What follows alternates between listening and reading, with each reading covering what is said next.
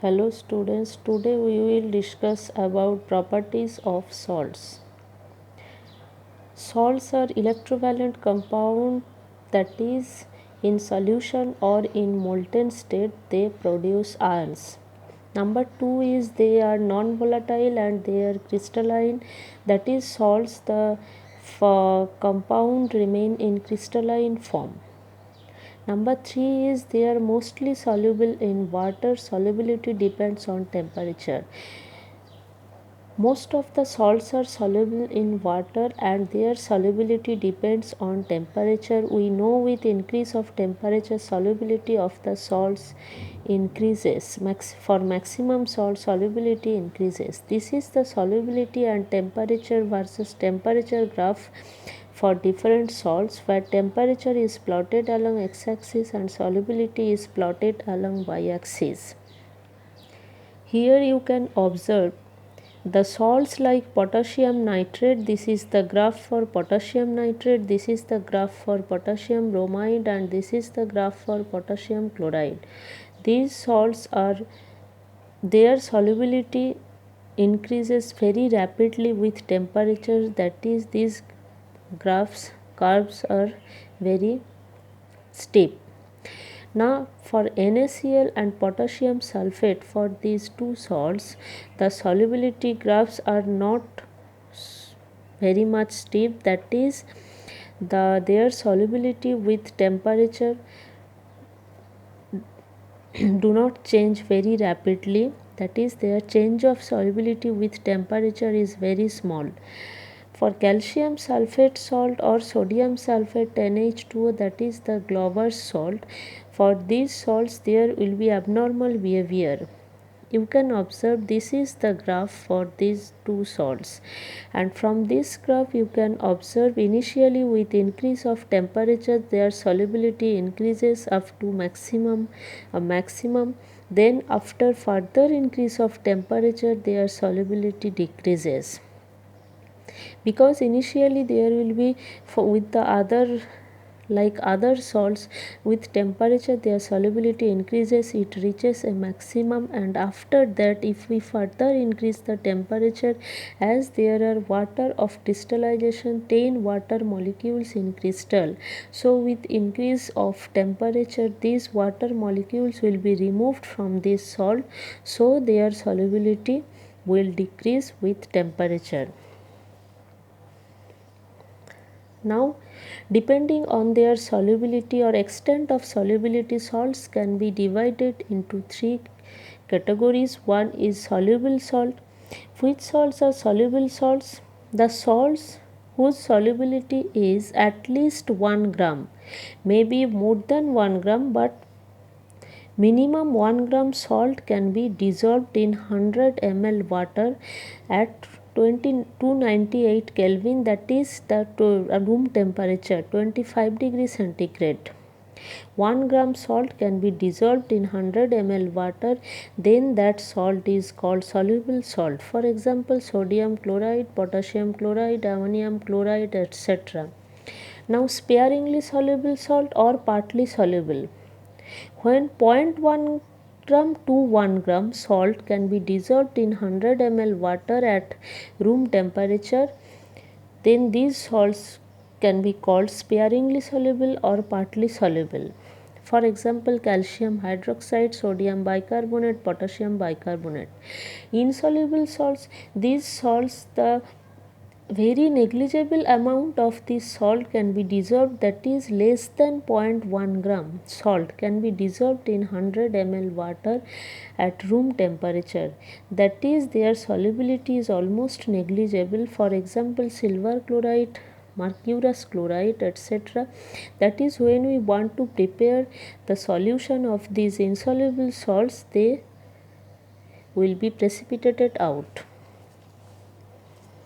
Now solubility chart, that is which salts will be soluble or which will be insoluble in water. First, all the compounds of sodium, potassium and ammonium. If the basic radical in salt is sodium, potassium or ammonium, independent on the acid radical part, all salts are soluble in water.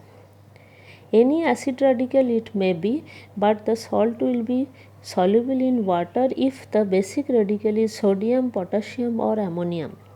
All nitrates and nitrites are soluble if the acid radical part is nitrate or nitrites. Then these salts will be soluble in irrespective of the basic radical part.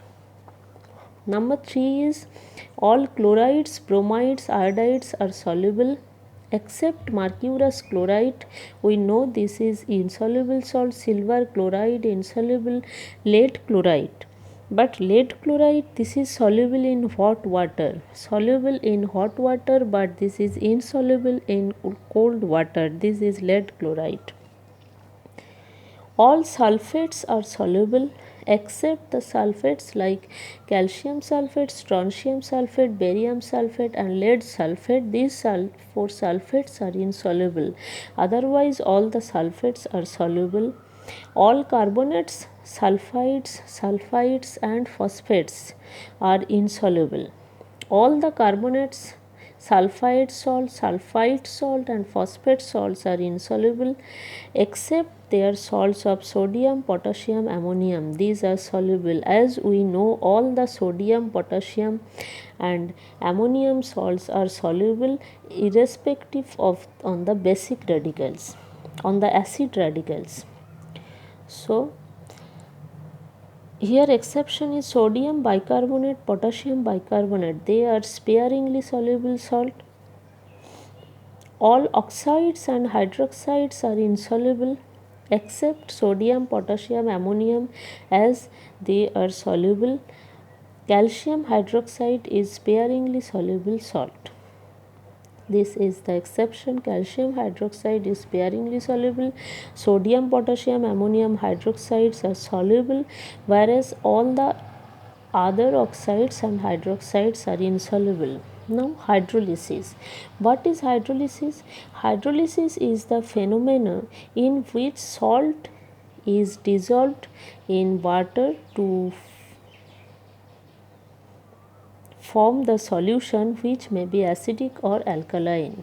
Salt becomes soluble in water producing acidic or alkaline solution depending on the source of salt. That is, depending on the source means salt coming from which acid or which base. We know salt is obtained by the combination of acid and base. So after hydrolysis, the solution will be obtained that may be acidic, may be basic or may be neutral. That depends on the source of the salt, that is from which acid or from which base the salt is coming. For example, say salt. First we take the salt which is coming from the combination of strong acid and strong base. For example, sodium chloride. This is coming from sodium hydroxide, base and HCl acid. All are strong base and strong acid. We know from the decomposition of NaOH we get OH minus ions, and from the decomposition of HCl we get H plus ions and Cl minus ion. Now the number of OH minus ions will be produced is sufficient to completely neutralize the number of H plus ion coming from HCl. That is, there will be combination of OH minus and H plus to produce water. That is, complete neutralization of OH minus and H plus occurs. So the solution will be neutral and the pH is 7 for all salts coming from strong acid, strong base. Number 2 is salt coming from strong acid and weak base. For example, ferric chloride. Ferric chloride, that is obtained from ferric hydroxide base and HCl acid, whereas HCl is the strong acid and ferric hydroxide is the weak base. So here the number of H plus ions produced will be higher than number of OH minus. So in solution acidity increases, solution will be acidic and pH is less than 7. Salts coming from weak acid and strong base. For example, sodium carbonate. Sodium carbonate is obtained from sodium hydroxide and carbonic acid. Here carbonic acid is weak acid and sodium hydroxide is strong acid. So number of OH minus produced will be higher than number of H plus. So in solution number of OH minus will be higher, solution will be basic and pH greater than 7. Now salts coming from weak acid and weak base. If both the acid and base is weak, then the basicity or acidity of solution depends on the strength of the acid or base. For example, ammonium carbonate when dissolved in water, this produces ammonium hydroxide and carbonic acid. Here, though ammonium hydroxide and carbonic acid both are weak, but the strength of ammonium hydroxide that is greater than carbonic acid strength of ammonium hydroxide is greater than carbonic acid, that is number of OH minus produced will be slightly higher than number of H plus produced, so the solution will be basic. Ammonium acetate, this is also coming from acetic acid and ammonium hydroxide, both are weak, but the number of H plus produced from acetic acid is equal to the number of OH minus produced from ammonium hydroxide, so the solution is neutral. But for ammonium formate, here formic acid is the acid, ammonium hydroxide is base. The number of H plus produced from formic acid is higher than the number of OH minus produced from ammonium hydroxide. That is, here H plus concentration is higher than OH minus concentration, so the solution will be acidic. Now water of crystallization. What is water of crystallization? Some compounds can loosely combine with water molecules. Those water molecules will remain in the crystal of that compound. Those water molecules are called water of crystallization. These water molecules are loosely held. For example, copper sulfate 5H2O. You can observe there are 5 water molecules in the crystal of copper sulfate, and so this is called pentahydrated copper sulfate, and this is blue in color, so and crystalline compound, so this is called blue vitriol. When this, so there are 5 water of crystallization. When this blue vitriol is heated above 100 degree, then we get white copper sulfate in powder form. This is crystalline form and this is powder form, as there will be loss of the 5 water molecules as water vapor. When water of crystallization removed from crystal, then the crystallinity of the crystal will be lost and we get powdery compound. And these water molecules, when removed from the test tube which is heated, and at the mouth of the test tube, if we held a paper immersed in cobalt chloride solution that is blue in color, then cobalt chloride can absorb 6 water molecules. There will be hexahydrated cobalt chloride formation which is pale pink, so the paper will be pale pink. So from this experiment we can say that blue vitriol, there are water of crystallizations. Similarly, other salts which contain water of crystallization are green vitriol, ferrous sulfate 7H2O green color, white vitriol, zinc sulfate 7H2O, gypsum, calcium sulfate 2H2O, plaster of Paris, that is calcium sulfate half H2O, that is semi-hydrated calcium sulfate. So depending on the water of crystallization, one compound can be converted into different compound. That is, in gypsum 2 water of crystallization, in plaster of Paris half crystal of water of crystallization. Epsom salt, magnesium sulfate 7H2O, washing soda, this is sodium decahydrated sodium carbonate 10 water molecules. Glauber's salt, decahydrated sodium sulfate potash alum, potassium sulfate, aluminium sulfate, there are 24 molecules of water as crystallization. Chrome salt, chromium alum, chrome alum, that is chromium sulfate, aluminium sulfate, 24 water molecules. Now what is decrypitation?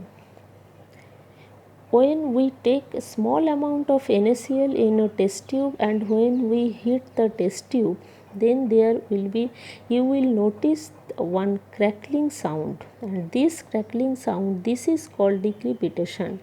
This crackling sound is obtained as the large crystals of NaCl is broken down into smaller crystals. This will produce the crackling sound. Now efflorescence. Efflorescence is the phenomena to lose wholly or partly the water of crystallization when the salts are exposed to dry air for very short time. There are some salts which when exposed to dry air, this is very important, which when exposed to dry air for very short time, then there will be loss of water of crystallization, and this loss may be wholly or partly. For example, then these salts are called efflorescent compounds and the phenomena is called efflorescence. For example, sodium carbonate 10H2O washing soda is exposed to dry air, then we will get a monohydrated sodium carbonate and 9 water molecules will be removed. Epsom salt when exposed to dry air, then we get monohydrated magnesium sulfate, 6 water molecules will be removed. When Glauber's salt is exposed to dry air, then the crystalline form will be converted into powder form. We get powdery sodium sulfate as there will be complete loss of the 10 water molecules.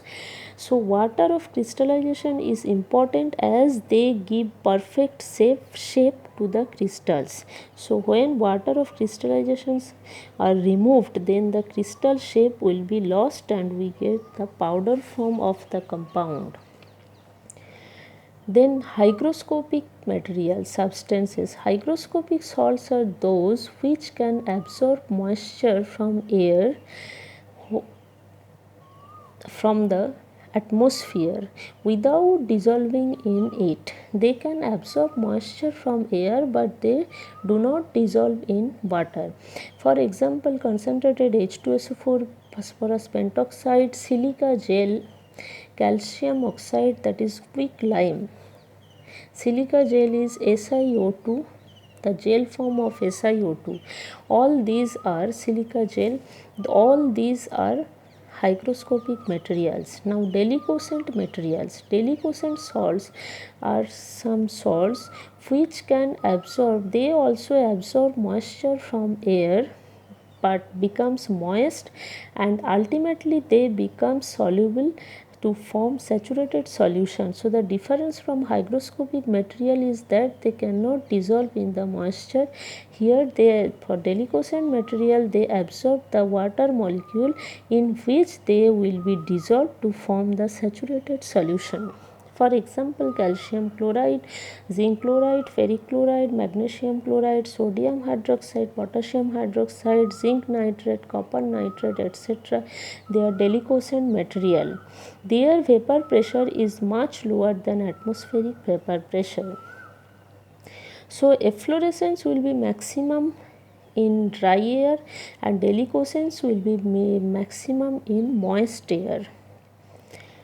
The phenomena is called deliquescence. Now NaCl. NaCl is not a deliquescent material, but we use the table salt, that is the common salt, that you will observe when this common salt is placed in moist air, then the common salt will be moisted and after some time it will be soluble. But NaCl is not deliquescent material. Why? Because the table salt or common salt, they contain some impurity like magnesium chloride and calcium chloride, with NaCl, and these are, we know, deliquescent materials, so they absorb moisture and ultimately they become soluble in moisture, so we get the table salt in moist form. Now if we want to get pure NaCl from the table salt, then we have to prepare saturated solution of the table salt, then dry HCl gas is passed, then we get the pure NaCl in precipitate form, and this precipitate is filtered out, we get the precipitate, this precipitate is washed, then we get the pure NaCl. Now the difference between drying agent or dehydrating agent. Drying agent or desiccating agents. The drying agents are those which can remove moisture from any substance, whereas dehydrating agents are those which can remove chemically combined water molecules. Here drying agents remove moisture, here they remove chemically combined water molecules. Both are removing water, but the difference is they remove moisture, they remove chemically combined water molecules. So drying agents are used to dry different gases like chlorine, sulfur dioxide, hydrochloric acid, etc., and they are used in desiccators to dry different substances. Desiccator is a container in which different drying agents are taken and some substances are kept in the desiccator for being dry for several days. Whereas dehydrating agents are used to remove water molecules from compounds. For example, formic acid in presence of concentrated H2SO4 dehydrating agent, you can observe here the water molecule is OHH, that is H2O. This water molecule removed, we get carbon monoxide. Similarly, this is the formula of sugar C6H12O6. When concentrated H2SO4 with concentrated H2SO4 it is treated, then water molecule, you can observe there are 6 water molecules. So 6 water molecules will be removed, we get 6 carbon, and this carbon is called charcoal. This is obtained from sugar, so this is sugar charcoal. So chemically combined water molecules are removed from by dehydrating agents.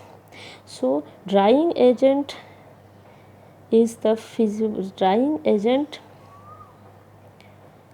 is responsible for physical change, whereas dehydrating agents are responsible for chemical change. Drying agents example are phosphorus pentoxide, calcium oxide, concentrated sulfuric acid, calcium chloride, silica gel, etc. And dehydrating agent example is concentrated H2SO4. Okay, thank you.